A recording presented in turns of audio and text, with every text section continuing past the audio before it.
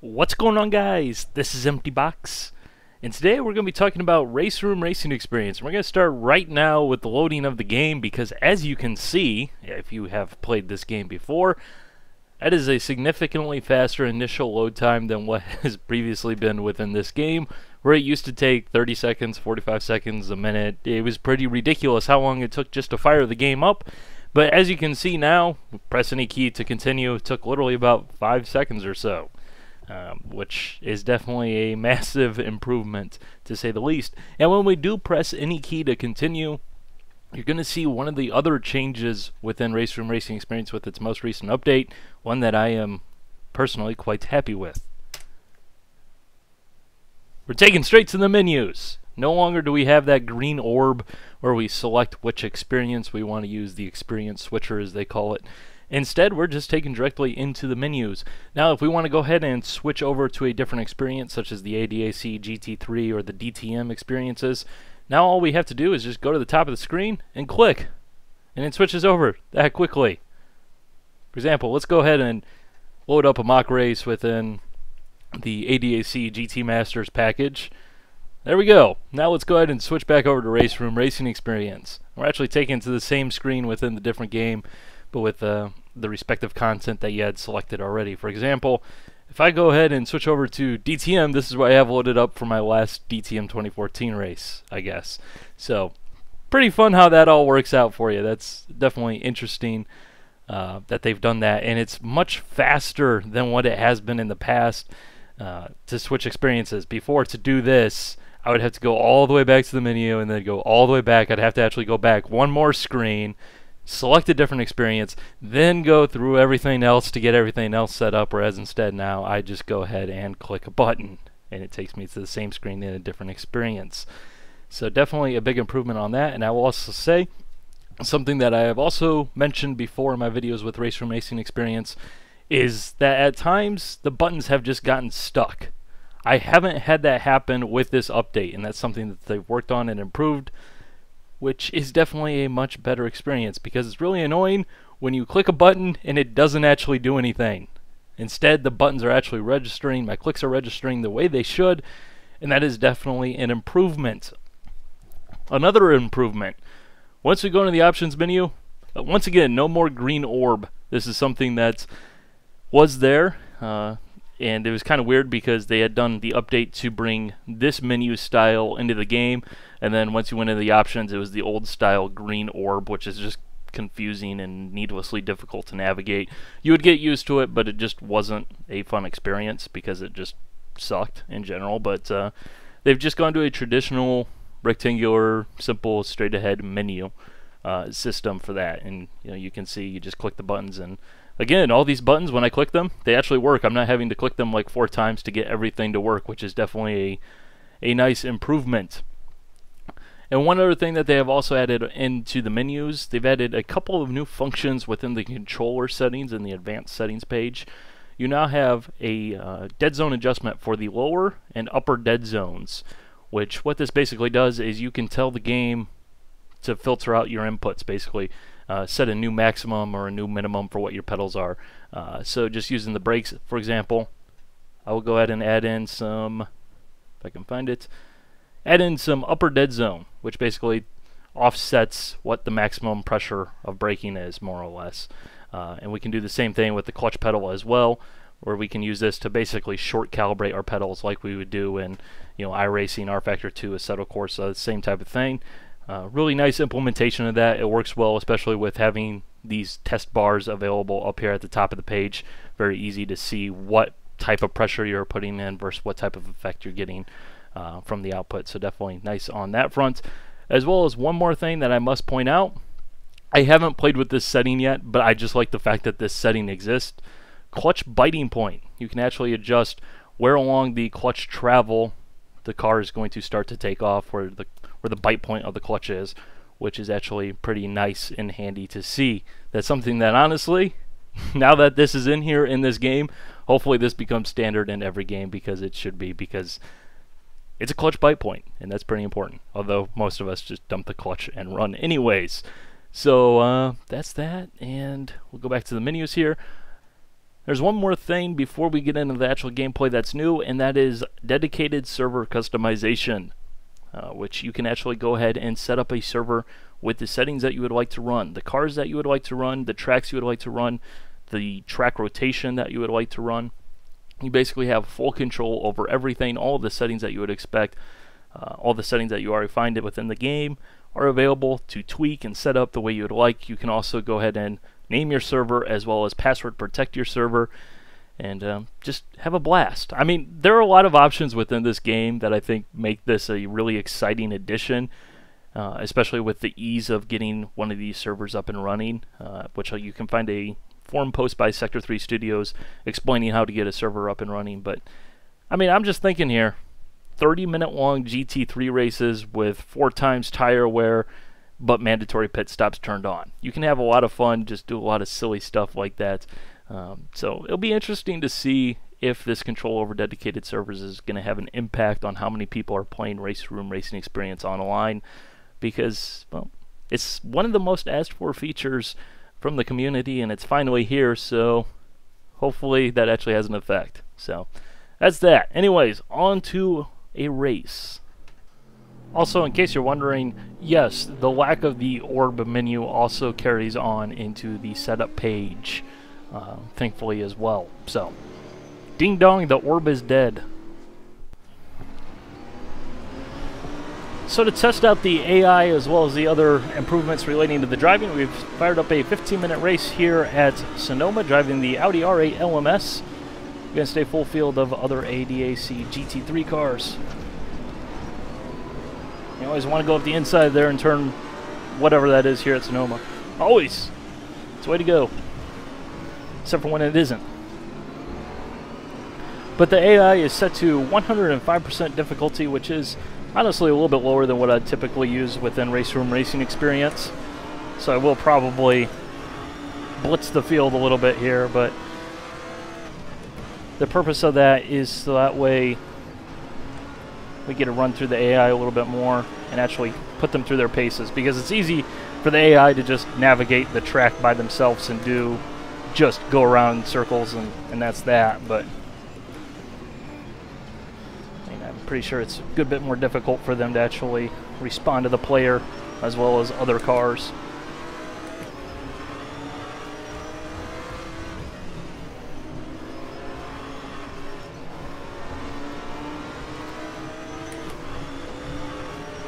I definitely have got an oversteery setup on this car,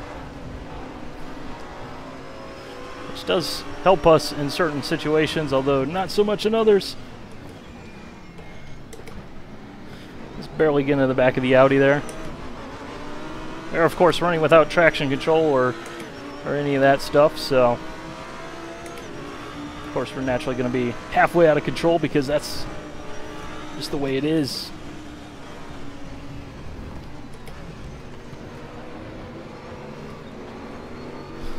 Is indeed the way I like my car to drive, so that's why we're driving sideways half the time here today.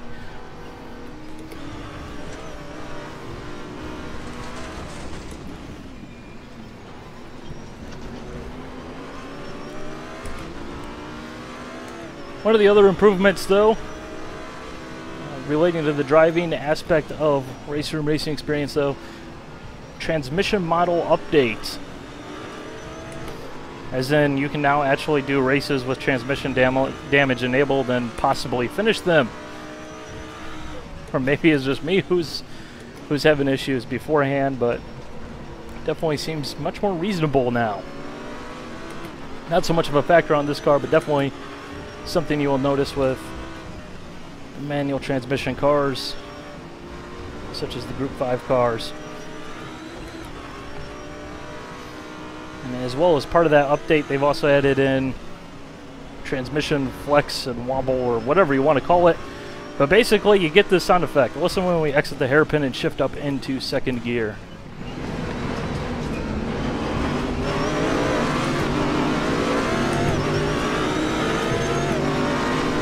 You just hear that wobble a little bit. Very small little improvement, but it does strangely make a lot more of a difference than what you would think. It's kind of strange how that works out. You don't really think about it until you hear it and you're like, wow, that really does make a pretty sizable difference.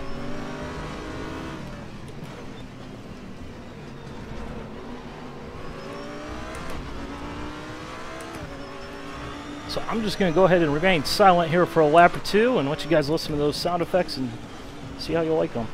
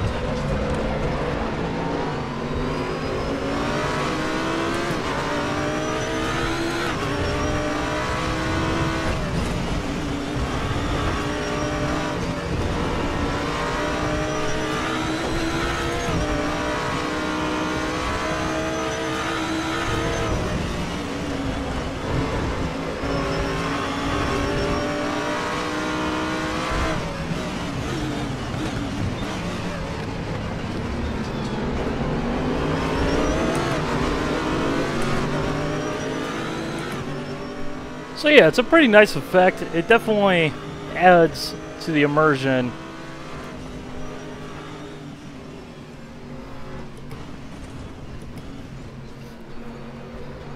Let's see if we can hang on out here. Power down. Not a chance against an SLS.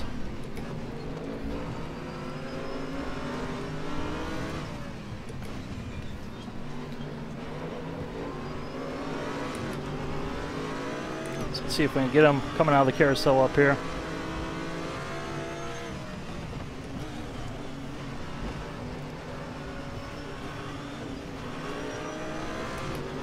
Although he just basically zoomed off into the distance.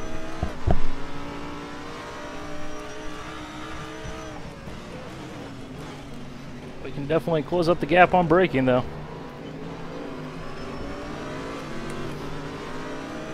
And through the S's here.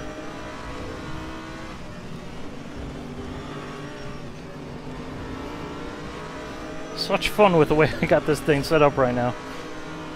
Car just wants to go sideways all the time.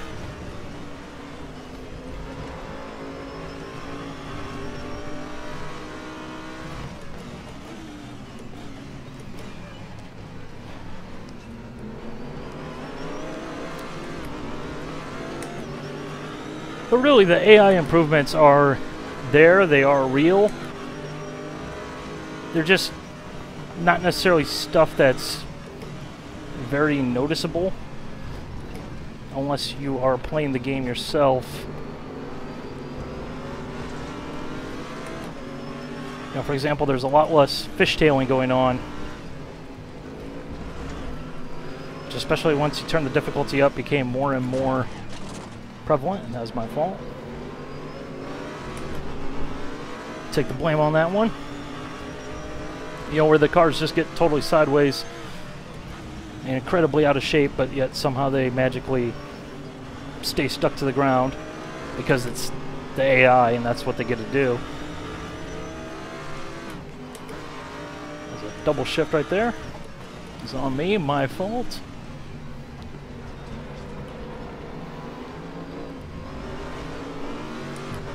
You know, for example, the Group 5 cars, the AI beforehand totally couldn't even drive those cars. Now they actually can do a decent-ish job. Not necessarily as good as in the GT3s, I think, but overall, fair enough.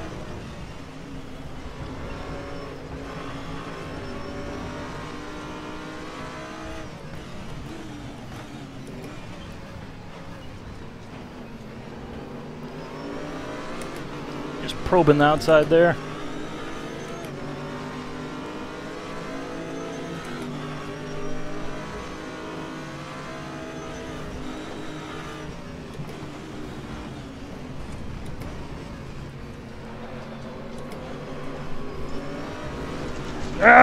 Oh no!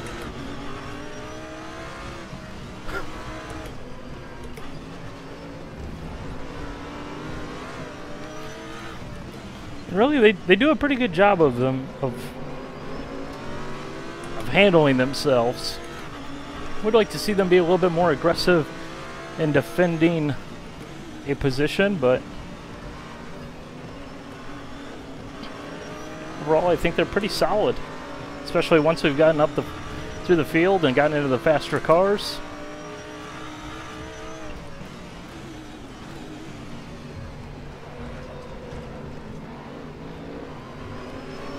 Especially with GT3 cars, where the cars are so different. Now you kind of see this yo-yo action going on. These sort of gain all of our ground in the last 2/3 of the track, whereas they pull away in the first sector.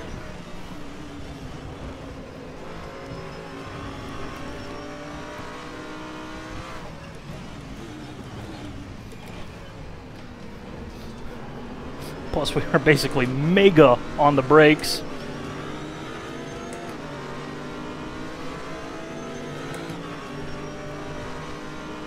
Hey now!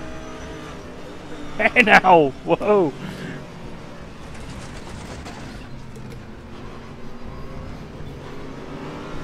Okay, I wasn't expecting that.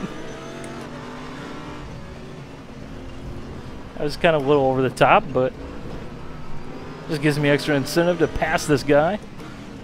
Go ahead and bump him a little bit. Turn the favor.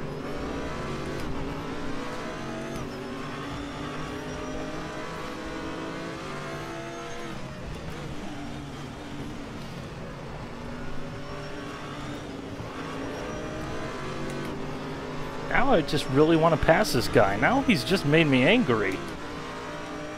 That's all you've done, Mr. Mobile.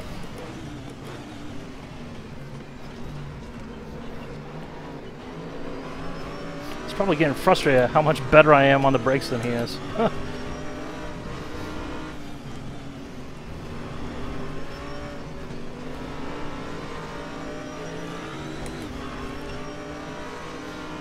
Okay, we're going to go around the outside in the hairpin this lap. Going to do it. Full-on commitment. We're up the inside, otherwise we would stuff it into the pit wall. Ha-ha! What do you think of that, Mr. Mobile?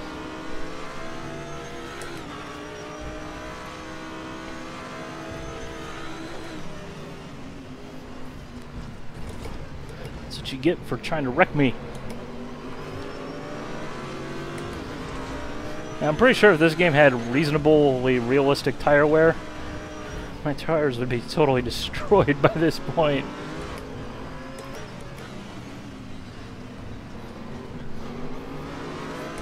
They're definitely using up the tires here.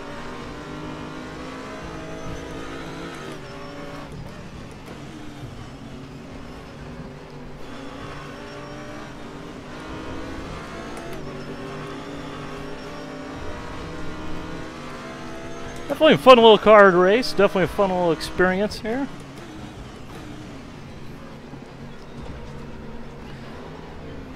Now, which I think is really kind of the domain of RaceRoom racing experience. You know, kind of the shorter races, the 30-minute race and less, where, you know, you just kind of want to have some fun. Don't want to put too much, you know, thought into it. You don't want to work for an hour on a setup or getting all the settings specifically set up specifically the way you need to, but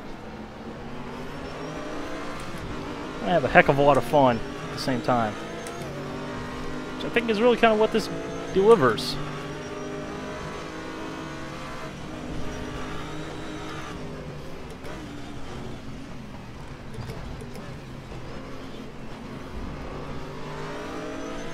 Yeah, we are just sawing at the wheel.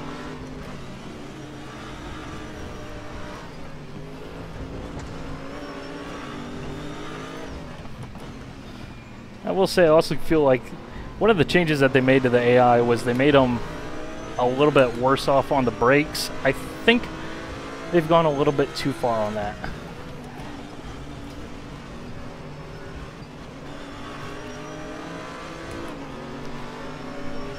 Well, I will say it doesn't necessarily seem odd that a R8 is outbraking an SLS,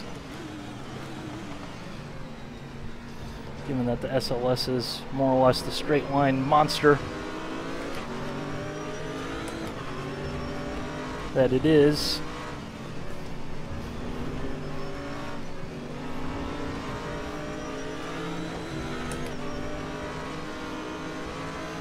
Not sure how much longer we got in this race, but definitely having fun. And all of your position are belong to me. Hee hee.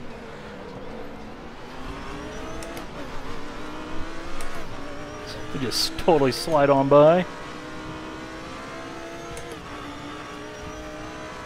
And I guess that's that. Yeah. Random race ending. Always good. They really need to work on the flag system and actually get flags in this game, but still, I think you guys got it. You know, again, the AI was definitely set a little bit weaker than what I typically would use in one of my more serious races. Just want to plow through the field and see how they react and things like that. So they definitely can be made a little bit more difficult. You know, obviously the fact that I went from like last to 6th and I was closing the gap should show that there is definitely room for increasing the difficulty, and the game has more difficulty settings beyond what I used. So it can definitely be done, and it definitely should be done because it's a heck of a lot of fun. It's just a fun little game, you know. It's maybe not necessarily the same type of experience as R Factor 2 or iRacing, but I think for the fun little just random pickup, you know, races or offline races, I think there's a pretty good package here with RaceRoom Racing Experience that continues to evolve and improve. So yeah, definitely looking forward to see what happens now that dedicated servers are customizable and things like that, and the AI has been improved a little bit more. So keep your eyes peeled. Hope you guys enjoyed. Bye.